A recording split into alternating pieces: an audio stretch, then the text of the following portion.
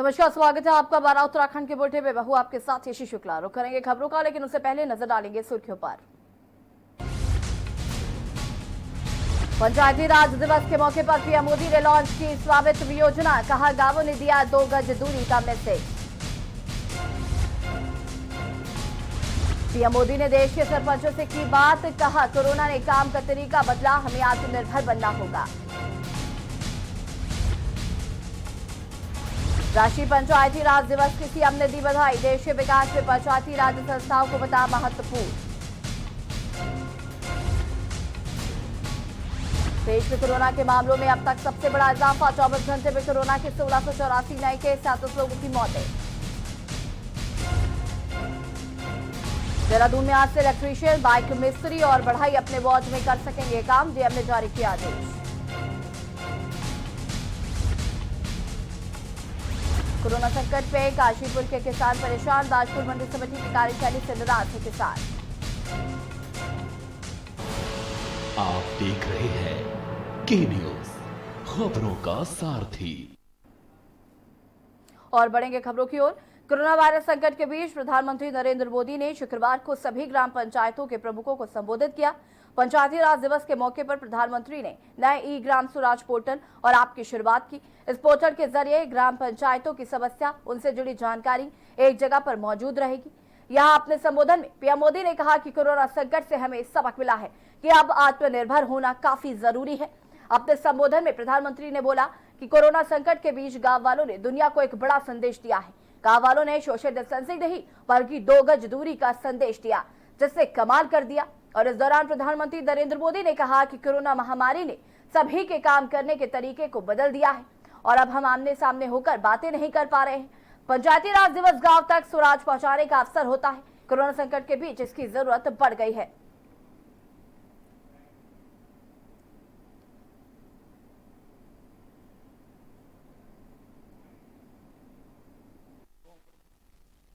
इतना बड़ा संकट आया, इतनी बड़ी वैश्विक महामारी आई, लेकिन इन 2-3 महीनों में हमने ये भी देखा है कि भारत का नागरिक सीमित संसाधनों के बीच अनेक कठिनाइयों के सामने झुकने के बजाय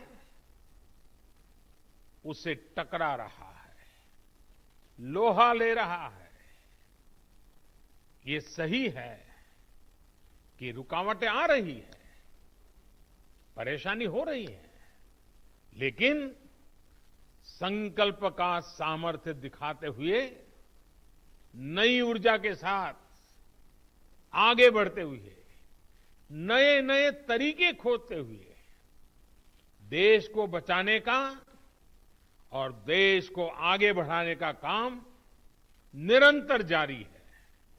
साथियों, इन परिस्थितियों में गांवों में जो हो रहा है उसकी मैं अलग अलग स्रोतों से निरंतर जानकारी ले रहा हूं।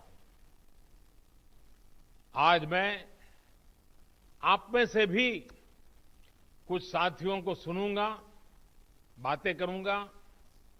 कोरोना के दौरान हुए अनुभवों और आपके सुझावों के बारे में मैं जरूर जानना चाहता हूं।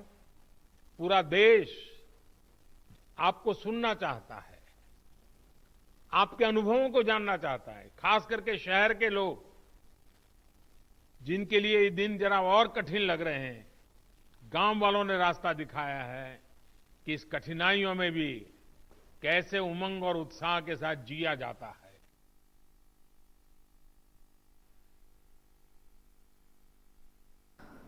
पंचायती राज दिवस के मौके पर संवाद, सरपंचों से किया पीएम मोदी ने सीधा संवाद। ग्राम पंचायतों से पीएम मोदी का संवाद।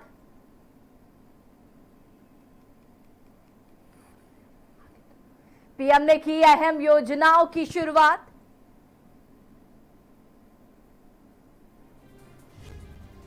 देश भर के सरपंचों से पीएम मोदी ने किया संवाद।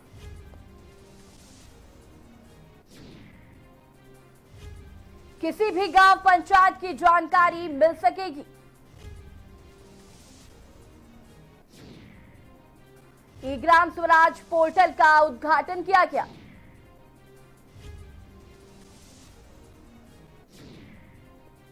केंद्रीय मंत्री नरेंद्र सिंह तोमर भी चर्चा में मौजूद रहे।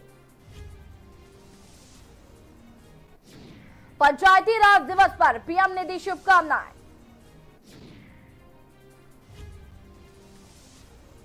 प्रधानमंत्री स्वामित्व योजना का भी शुभारंभ।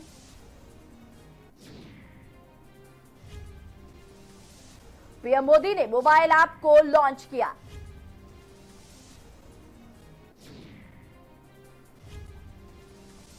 इकतीस लाख पंचायत के प्रतिनिधियों से पीएम मोदी ने किया संवाद। पीएम मोदी ने दिया महत्वपूर्ण संदेश।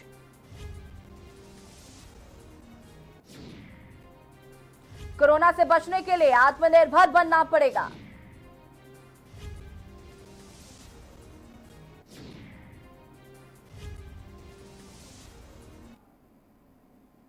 बच्चों को नई तकनीकी और तौर तरीके से पढ़ाने के अनोखे हुनर से सोशल मीडिया पर छाए एक शिक्षक की जमकर वाहवाही हो रही है। काशीपुर के पास गौशाला में रहने वाले ये शिक्षक हैं राकेश भटनागर, जिन्हें कई बार सम्मानित भी किया जा चुका है। राकेश भटनागर एक निजी विद्यालय में बतौर शिक्षक कार्यरत है। राकेश बच्चों को किताबी ज्ञान रटने के बजाय उन्हें समझाकर ज्ञान हासिल करने की बात कहते हैं। सोशल मीडिया पर इन दिनों राकेश एकलव्य नाम से वीडियो पोस्ट कर बच्चों को पढ़ने की अनोखी कला भी सिखा रहे हैं, जिससे कि बच्चे खेल खेल में ही अपनी पढ़ाई को आसान तरीके से सीख रहे हैं। राकेश द्वारा अब तक बहुत से बच्चों को लाभान्वित भी किया गया है। एक एक बच्चा सेल्फ डिपेंड बने, स्वावलंबी बने, पढ़ाई में भी और लाइफ में भी, और हर बच्चा ऐसा बन सकता है, ऐसा कॉन्सेप्ट हमने तैयार किया है। और इस कॉन्सेप्ट को तैयार करने में लगभग 20 साल का समय लगा है और अब तक मैं 200 स्कूल, कॉलेज और इंस्टीट्यूशन में जाकर के बच्चों को सेल्फ डिपेंड बनाने का काम मैं कर रहा हूँ। और ये सारा जो सेवा की है मैंने, ये फ्री ऑफ कॉस्ट है और मुझे इसके बदले में कुछ नहीं चाहिए। सिर्फ एक ही उद्देश्य है कि हर बच्चे तक ये किसी तरीके से पहुँचे।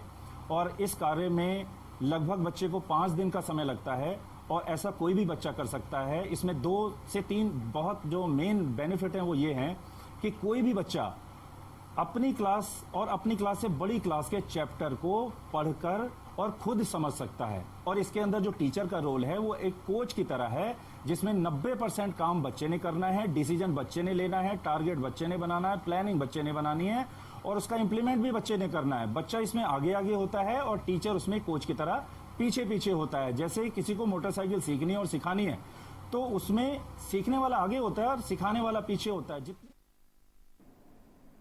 प्रदेश में कोरोना वायरस कोविड-19 के चलते लॉकडाउन का 1 महीना बीत चुका है, जिसको लेकर सीएम त्रिवेंद्र सिंह रावत ने जनता का धन्यवाद दिया। सीएम त्रिवेंद्र सिंह रावत ने क्या कुछ कहा है, आइए आपको सुनवाते हैं। उत्तराखंड में कोरोना वायरस के पहला पेशेंट ये 15 मार्च को मिला था और उसके बाद राज्य सरकार ने तत्काल ही अपने स्कूल, कॉलेज बंद करने का निर्णय लिया। देश का पहला राज्य बना उत्तराखंड जब हमने वर्क फ्रॉम होम उसको राज्य में लागू किया। और तत्काल बाद जब माननीय प्रधानमंत्री जी ने 22 मार्च जनता कर्फ्यू की बात करी, लॉकडाउन पूरे देश को किया और तब से आज जब 23 अप्रैल हो रहा है, उत्तराखंड में आज 1 महीना और 1 दिन लॉकडाउन के हो गया है। तो पहले तो मैं प्रदेशवासियों को बहुत धन्यवाद देना चाहूंगा कि जिस तरीके से, जिस संयम के साथ और अनुशासन के साथ उन्होंने इस 1 महीने सहयोग किया और उसी का परिणाम रहा कि राज्य आज कोरोना वायरस की रोकथाम में देश में 3रे नंबर पर आज उत्तराखंड का स्थान है। अभी तक कुल 47 पॉजिटिव केस राज्य में आए हैं और जिनमें से 24 ये ठीक हो गए हैं। उस गति को रोक पाने में हम इसीलिए सफल हो पाए कि आप सब ने सहयोग किया, भरपूर सहयोग किया। तमाम जो प्रशासनिक तंत्र है, हमारे डॉक्टर्स की इसमें बहुत ही अग्रणीय भूमिका रही, पुलिस जनों की जो भूमिका रही, तमाम सामाजिक संगठनों की जो भूमिका रही है, उसी का परिणाम है कि आज हम उस सुकून पर हैं। मुझे विश्वास है कि हम बहुत जल्दी कोरोना मुक्त राज्य में हम लोग सम्मिलित हो जाएंगे। आप लोगों का सहयोग मिलता रहे। 3 मई तक माननीय प्रधानमंत्री जी ने लॉकडाउन की जो घोषणा की है, उसमें हम लोग इसी तरह से पूरे संयम के साथ आगे भी सहयोग देते रहेंगे, ऐसा मेरी आप सबसे प्रार्थना है। पिथौरागढ़ के उच्च हिमालयी इलाकों में रहने वालों को माइग्रेशन की इजाजत मिल गई है। धारचूला और मुनस्यारी तहसील के 34 गांव गर्मियों के सीजन में ऊपरी इलाकों में प्रवास करते हैं, लेकिन इस बार लॉकडाउन के कारण इन्हें निचले इलाकों में ही रहने को मजबूर होना पड़ा था। डीएम ने संबंधित एसडीएम और पुलिस अधिकारियों को इस बारे में आदेश जारी कर दिए हैं।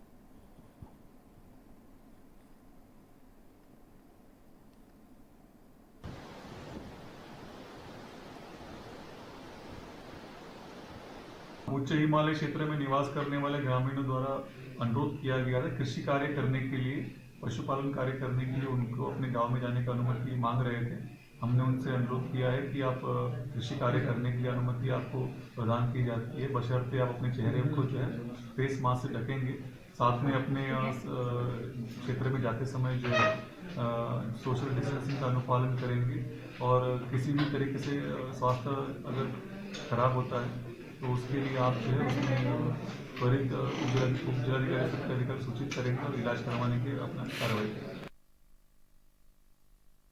लॉकडाउन के चलते किसानों के लिए प्रदेश सरकार ने अपर्णो बाजार योजना लागू की है। इस बाजार में बाजपुर मंडी समिति के सचिव कृपाल चंद्र आर्य ने 18 स्थानीय सब्जी किसानों को थोक में सब्जी बेचने के लिए साप्ताहिक बाजार में फर्श चिन्हित किए हैं और समय सीमा सुबह 7 बजे से लेकर 10 बजे तक बेचने के आदेश दिए हैं।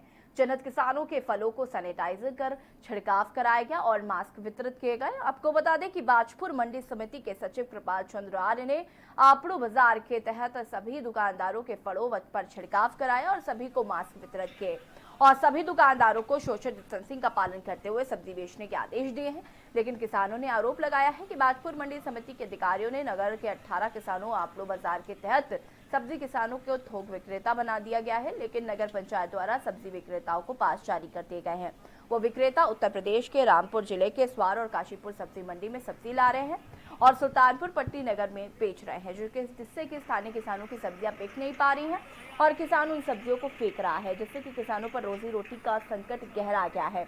किसानों ने यह भी कहा है कि सब्जी विक्रेता स्थानीय किसानों से खरीद कर बचे।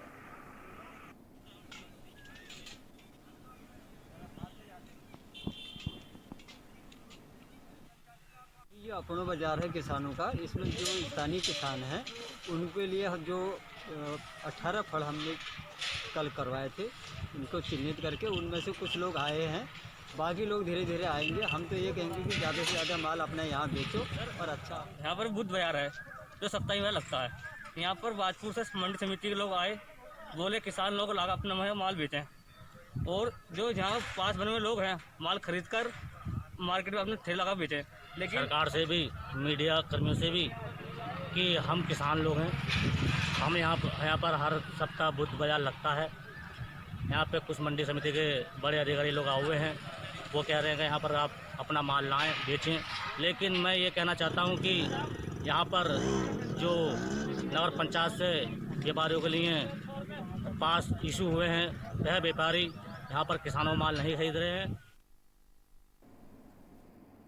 सिवान खतीवा कृषि मंडी में किसानों ने सब्जी के रेट नहीं मिलने पर किसानों ने मंडी गेट पर सब्जी सड़कों पर फेंक कर विरोध जताया। वहीं मंडी में सब्जी के थोक विक्रेता पप्पू अली ने बताया कि लॉकडाउन की वजह से प्रशासन द्वारा बनाए गए सिस्टम से मंडी में किसानों द्वारा लाई जा रही सब्जी का उचित दाम न मिलने से किसानों ने सब्जी फेंक दी है और उनके द्वारा बताया गया है कि मंडी में खरीदार नहीं पहुँच पा रहे हैं, इसलिए दाम नहीं मिल पा रहे हैं। प्रशासन द्वारा खरीदारों को मंडी में आने का सिस्टम बनाया जाए जिससे कि सब्जी का सही दाम मिल सके।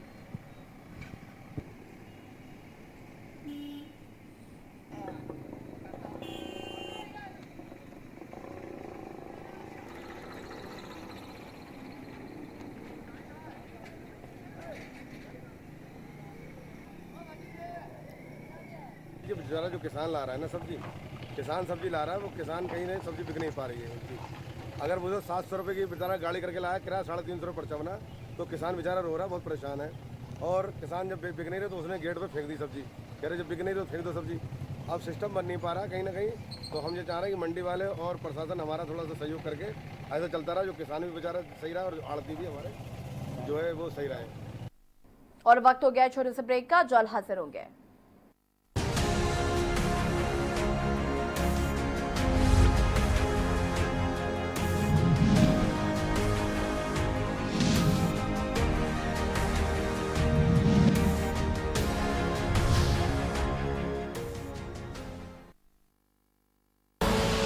आप देख रहे हैं के न्यूज, खबरों का सारथी।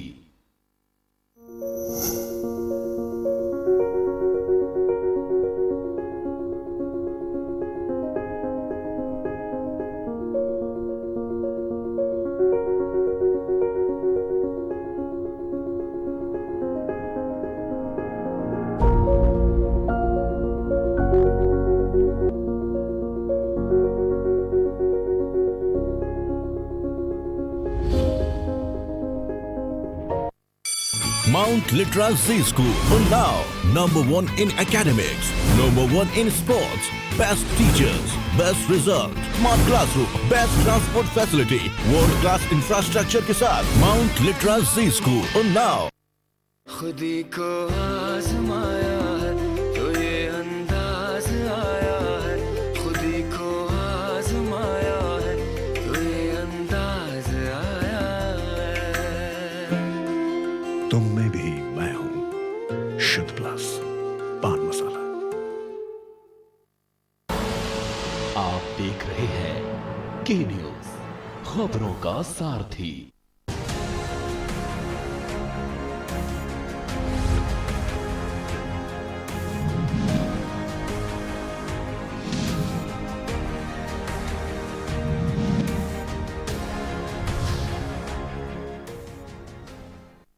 ब्रेक के बाद आपका स्वागत है।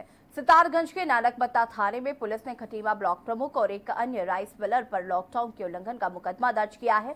अपर पुलिस अधीक्षक देवेंद्र पिंचवा ने बताया कि सूचना मिल रही थी कि नानकमत्ता क्षेत्र में चल रही राइस मिलों में बिना सरकारी अनुमति के चोरी छुपे मजदूर लाए जा रहे हैं, जिस पर पुलिस ने शांति राइस मिल और शिव शक्ति राइस मिल पर छापेमारी की, जहां से 6 मजदूर पकड़े गए हैं। वहीं पुलिस ने पकड़े गए मजदूरों का पुलिस एक्ट में चालान कर दिया है। पुलिस अधिकारियों का कहना है कि जो भी व्यक्ति लॉकडाउन का उल्लंघन करेगा उसके खिलाफ कार्रवाई की जाएगी।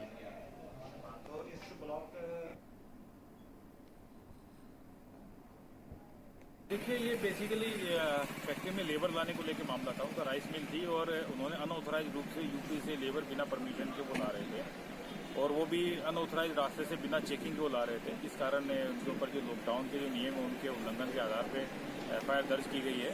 FIR दर्ज कर विवेचना की जा रही है, और भविष्य में मैं सबको सतर्क करना चाहूँगा कि बिना प्रॉपर चैनल के, बिना परमिशन के इसका कार्य न।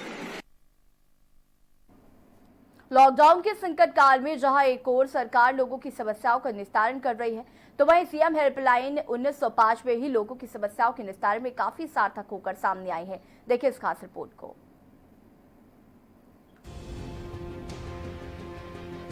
लॉकडाउन के संकट काल में जहां एक और सरकार लोगों की समस्याओं का निस्तारण कर रही है, तो वहीं 23 मार्च को उत्तराखंड मुख्यमंत्री त्रिवेंद्र सिंह रावत के निर्देश पर सीएम हेल्पलाइन 1905 पर लॉकडाउन के दौरान और कोरोना राहत से संबंधित समस्याओं और जानकारी से संबंधित कॉल को सुना जा रहा है। मुख्यमंत्री के IT सलाहकार रविंद्र दत्त ने बताया कि अधिकतम समस्याओं का समाधान 24 घंटे के भीतर ही कराया जा रहा है। इसके लिए संबंधित अधिकारी को आउटबाउंड कॉल करके समस्या का समाधान करने के लिए तुरंत सूचित किया जा रहा है और समाधान के लिए फॉलोअप भी किया जा रहा है। लॉकडाउन के दौरान काफी शिकायतों का समाधान सीएम हेल्पलाइन द्वारा किया जा रहा है, जिनमें से कुछ निम्नलिखित हैं। कोरोना के इस वैश्विक महामारी के चलते पूरे देश में लॉकडाउन की वजह से अधिकतर सेवाएं प्रभावित हैं। ऐसे में मुख्यमंत्री हेल्पलाइन 1905 सभी प्रदेशवासियों के लिए वरदान के जैसा साबित हो रही है। ऐसा कहना है कि अल्मोड़ा जिले के कनाई चौखाटिया गांव निवासी कैलाश गिरी गोस्वामी का, जिनके बेटे का इलाज दिल्ली के सफदरजंग अस्पताल में चल रहा है, जो कि गंभीर बीमारी से पीड़ित हैं। जिनकी जीवन रक्षक दवाएं समाप्त हो गई थीं और स्थानीय मेडिकल की दुकानों पर वे उपलब्ध नहीं थीं। कैलाश ने किसी माध्यम से दिल्ली से दवाइयां डाकघर के माध्यम से मंगवाई, किंतु लॉकडाउन के चलते दवाइयां पहुंच नहीं पाईं। डाकघर ने मालूम किया तो जानकारी मिली कि पार्सल काफी दिनों से मुरादाबाद डिपो में रुका हुआ है। कैलाश ने मुख्यमंत्री हेल्पलाइन 1905 पर संपर्क किया और अपनी समस्या बताई, जिसको हेल्पलाइन प्रबंधन द्वारा गंभीरता से लिया गया और तत्काल मुख्यमंत्री कार्यालय को सूचित किया गया। इस पर मुख्यमंत्री के निर्देश पर त्वरित कार्रवाई करते हुए मुख्यमंत्री कार्यालय द्वारा डाक विभाग से संपर्क किया गया और अगले ही दिन दवाइयां विशेष वाहन से मुरादाबाद से हल्द्वानी, काठगोदाम और अल्मोड़ा होते हुए उनके घर तक पहुंच गई। इस पर कैलाश गिरी ने मुख्यमंत्री और सभी कोरोना योद्धाओं का धन्यवाद किया, जिन्होंने इस विषम भौगोलिक परिस्थितियों वाले क्षेत्र में इतनी विषम परिस्थितियों में मदद पहुंचाई और कहा कि सरकार जनता के लिए अच्छा काम कर रही है और कैलाश गिरी इसका जीता जागता उदाहरण है। कैलाश गिरी ने जीवन रक्षक दवाएं उनके घर तक पहुंचाने के लिए उत्तराखंड मुख्यमंत्री त्रिवेंद्र सिंह रावत का हार्दिक धन्यवाद और आभार जाहिर किया। रायपुर देहरादून निवासी अंजू देवी ने पानी न आने की शिकायत दर्ज कराई। इस पर जल संस्थान से संपर्क करके तुरंत पानी की आपूर्ति सुचारू कराई गई। धसपर अल्मोड़ा निवासी मनोज अपने पिता, जो कि टीबी के मरीज हैं, का टेस्ट कराया था। उन्होंने सीएम हेल्पलाइन पर शिकायत दर्ज कराई। इस पर अस्पताल प्रबंधन से संपर्क किया गया और उनका 20 मिनट में सैंपल लिया गया और टेस्ट के लिए भेज दिया गया। मंजुली नैनीताल निवासी डूंगर सिंह, जिनकी गाय बीमार थी, काफी दिनों से अस्पताल के चक्कर काट रही थी पर इलाज नहीं मिल पा रहा था। डूंगर सिंह ने शिकायत दर्ज कराई। इस पर तुरंत कार्रवाई कर विभाग से संपर्क किया गया और इलाज उपलब्ध कराया गया। उधम सिंह नगर निवासी सोनू कुमार, जो एक प्राइवेट कंपनी में नौकरी करते हैं, उन्हें फरवरी माह से वेतन नहीं दिया जा रहा है। सोनू कुमार ने शिकायत दर्ज कराई, जिस पर तत्काल कार्रवाई करते हुए संबंधित विभाग को सूचना देकर समाधान कराया गया। सिमली लक्सर निवासी अनुज सहगल ने अपने घर के आसपास सफाई न होने की शिकायत दर्ज कराई। इस पर संबंधित विभाग के तुरंत सूचित किया गया और शिकायत का समाधान कर दिया गया। उत्तर प्रदेश निवासी राकेश, जो कि दैनिक मजदूरी करके अपने परिवार का भरण पोषण करते हैं, उन्होंने भोजन न मिलने की शिकायत दर्ज कराई और उनकी समस्या का समाधान हुआ।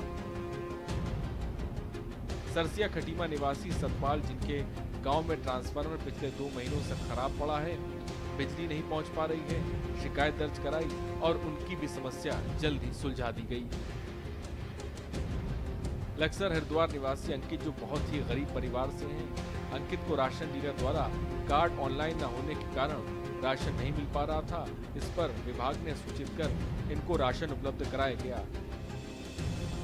रायपुर देहरादून निवासी परविंदर ने घरेलू गैस सिलेंडर न मिलने और एजेंसी का ऑफिस बंद होने की शिकायत दर्ज कराई। इस पर उसी समय विभाग को सूचित किया गया और 24 घंटे में समस्या का समाधान किया गया। सीएम हेल्पलाइन 1905 लॉकडाउन के समय में लोगों के लिए काफी सार्थक साबित हो रही है। सीएम के हेल्पलाइन से बहुत से लोगों की समस्याएं दूर हुई हैं। इसको लेकर लोग काफी खुश हैं और उत्तराखंड सीएम त्रिवेंद्र सिंह रावत का आभार जाहिर कर रहे हैं। डेस्क रिपोर्ट, के न्यूज़।